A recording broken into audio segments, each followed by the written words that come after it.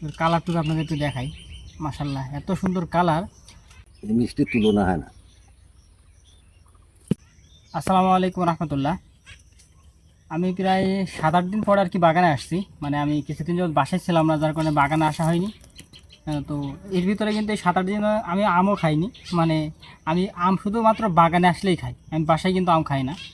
তো আসার পরে আমি এখান থেকে আমরা 2-3টা আম পাইছি, মানে পাখিতে খাইছি, আমরা নিচে পাইছি।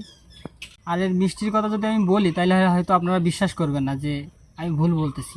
এটা মিষ্টির কথা যদি চিন্তা করতে হয় তাহলে আপনাদের অবশ্যই আমটা খেতে হবে, যে তাইলে বুঝতে পারবেন যে আসলে এই মিষ্টি কতটুকু মিষ্টি। হয়তো আমার কথা আপনাদের নাও বিশ্বাস হতে পারে। এটা এত পরিমাণে কিন্তু আবার অনেকে আবার পছন্দ করে না অতিরিক্ত মিষ্টির কারণে। এত পরিমাণ মিষ্টি অনেকে মিষ্টির কারণে পছন্দ করে না।